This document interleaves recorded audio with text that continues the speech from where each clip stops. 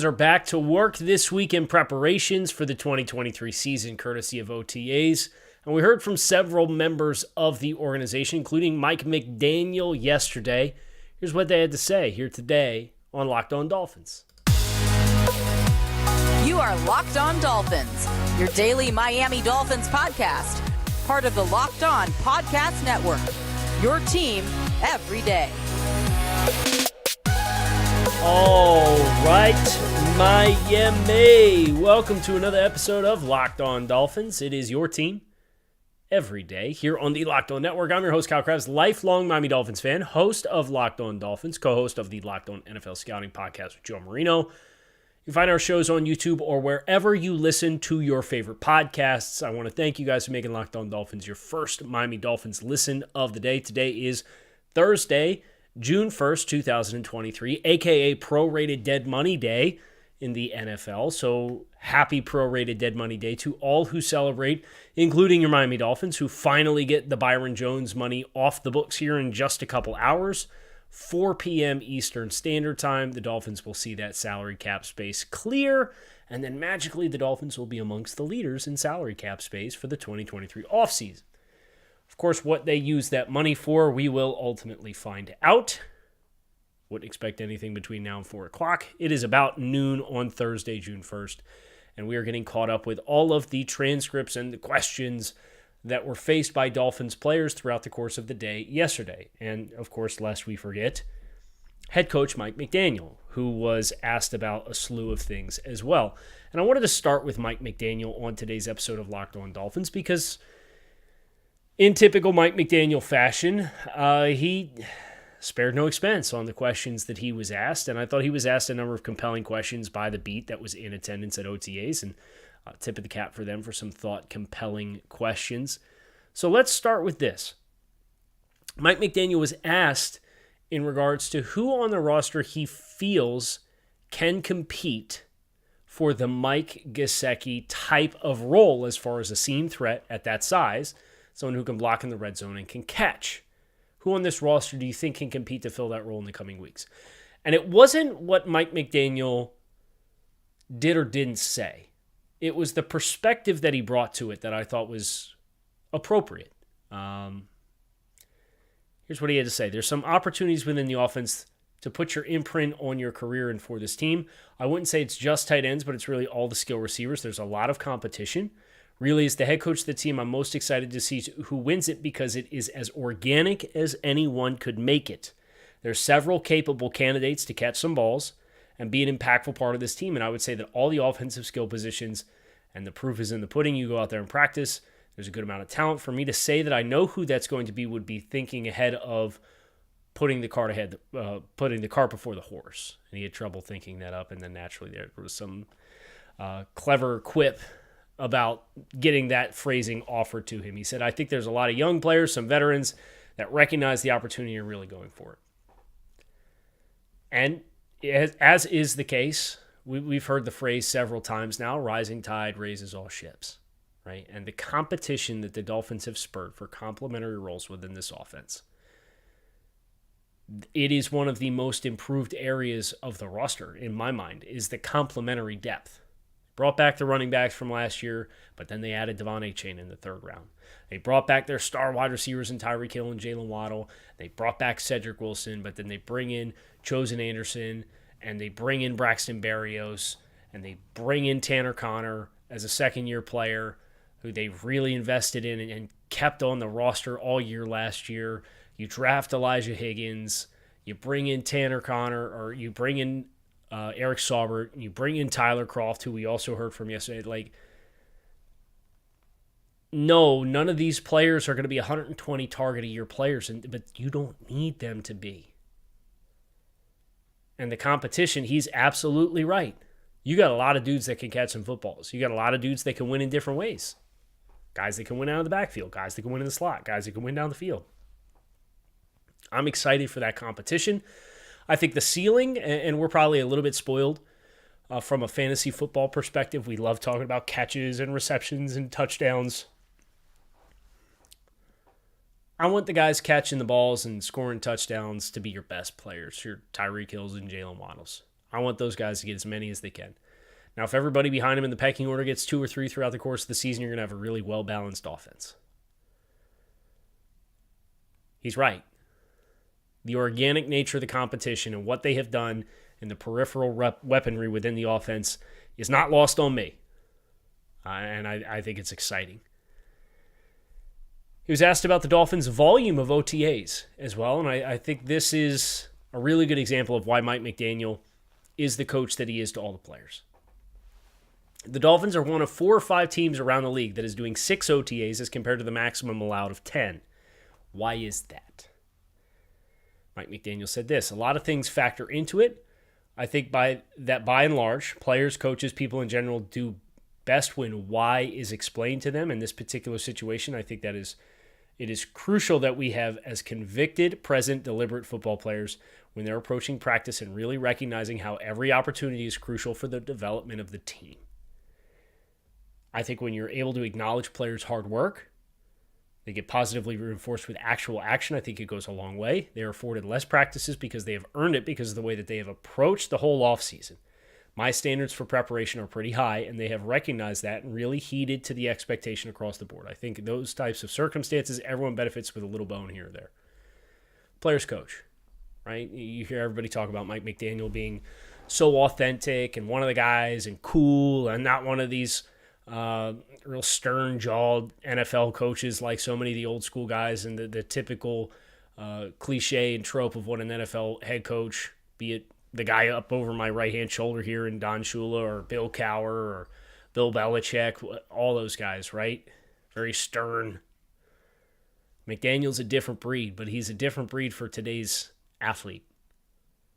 And the fact that the players earned it in his eyes, I think is super promising for the players recognizing the opportunity that is in front of them this season. Now, they still have to go out and do it. But at the end of the day, the fact that the team was rewarded to have more time ahead of when the rubber really meets the road in August for them to spend with their loved ones or do the things that they want to do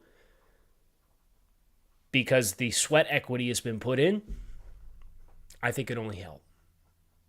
I want to get into a couple more items with Mike McDaniel, but before we do, now is the perfect time to make a fast break over to FanDuel. FanDuel, America's #1 sportsbook. New customers get a no-sweat first bet of up to $2,500 with their first bet with FanDuel. That's first bet, no sweat, $2,500. Usually this thing's $1,000. So you're getting 250% your no-sweat first bet as your first bet with FanDuel. There's no better place to get on all of the playoff action than America's #1 sportsbook. So visit FanDuel.com/lockedon. Get that no sweat first bet up to $2,500. That's FanDuel.com/lockedon. FanDuel, the official sports betting partner of the NBA. So Mike McDaniel kind of got into it with the Miami Heat, Eric Spoelstra, what he was able to observe in going to all of the other events across South Florida. And that's a pretty cool subplot as the Heat tonight face the Nuggets in Game 1, and then in 2 days the Panthers will kick off the Stanley Cup Final against the Las Vegas Knights. Here's hoping South Florida can add some championship hardware. And obviously that opportunities for Mike McDaniel to be floating around those teams and attending the home playoff games and seeing the environment and seeing this this town really is something that I think ups the ante for the Dolphins. But what he really said, it came courtesy of Louis Jacquez. And he was asked about South Florida feeling like home. And Marcel, to his credit, had stated, they say that the human brain moving and starting a new job are 2 of the 5 most stressful events that you can go through. And he was asked in the follow-up to that question if there was a moment in his mind that he was able to stop and realize this is home. And I think this is the magnitude of what South Florida is experiencing right now as a sports town, to have your basketball team and your hockey team playing for championships and the Dolphins with the expectations that they have. Mike McDaniel's response, a moment in his mind where he stopped and realized that this is home. It's hard not to feel that way with the amount of support. I've said it in the past, I didn't really know the strength of South Florida fans and really the sleeping giant that I kind of walked into. And I started to feel it in training camp. By the time of the first home game, it was hard not to feel at home when so many people are supporting you. I've moved my whole life, so that's old hat. But I specifically remember leaving the stadium after the first game, that game against the Patriots last year, week 1, and being like, wow, this is a great place to live and do my job. So I'm going to fight tooth and nail while you guys try and kick me out, and I'm a fighter. Dolphins fans in general have been slept on by the league because we've experienced a lot of misfortune, a lot of hard breaks, and there's an emotional defense mechanism that's involved there where you protect yourself from getting heartbroken by your team again, right? That's part of sports fandom in general. But to see the ball start rolling downhill for South Florida in the magnitude in which it has over the course of what the Dolphins were able to start last year but couldn't quite finish, the championship, and the Florida Panthers last year as well. Winning the President's Trophy, having the best record in the NHL. The Heat making their second finals appearance and third Eastern Conference finals appearance in 4 years. An opportunity to finish what you started and have the breakthrough. It was really interesting. I've kind of had this parallel living in the Mid-Atlantic and living outside of Philadelphia, and there was a stretch where the Eagles won the Super Bowl, the Phillies had a lot of success, and the Flyers were playing in late season, postseason games. And then you think about all of the success that Boston has had in the city for such a strong amount of time, and then like Atlanta breaks the championship curse, and the Georgia Bulldogs win 2 college football playoffs, and the Braves win a World Series for the first time since '95. This stuff is kind of cyclical, and it feels like the energy and the ante gets upped by the other teams locally. And if the ante's going to get upped for the Dolphins based off of what the Panthers and the Heat are doing right now, and if the Dolphins are able to follow through and up the ante on their own, if Mike McDaniel thought the fan base was crazy last year, just wait. And I think you're going to be in a position to see that materialize, and there will not be this narrative for much longer, or the narrative will be greatly inaccurate, which I think it has been in general. For all the times that I've traveled to South Florida for Dolphins games, the people who go to Dolphins games are the most passionate fans I've been around. And with success, we'll bring more of those people back to this team that they've loved and not be afraid to emotionally invest themselves in and root for it. And I hope that the Panthers and the Heat can start that process. So go out and win. Go out and win. We're going to talk about Tyler Kroft, who spoke with the South Florida media as well. He was asked what his reasoning was for picking South Florida to come play. Tyler Kroft said this: "We made it pretty known that if we didn't sign somewhere in the first few days of free agency, that we were going to wait to see how the draft shook out, and where my agent and I and family thought we would get the best opportunity to play. I know we have a good tight end in Durham Smythe, who's been here for 6 years, but I know there are some younger guys in the room. Familiarity with the system, being with the Jets for the last 2 seasons and the 49ers, seemed like it would be a nice, smooth transition into an offense, so all of those things played a factor." Tyler Kroft was kind of a forgotten name as a tight end, and it's hard to get playing time when you're playing in the same tight end room as George Kittle and Kyle Juszczyk's in the offense, and San Francisco rotated tight ends, and he got some snaps.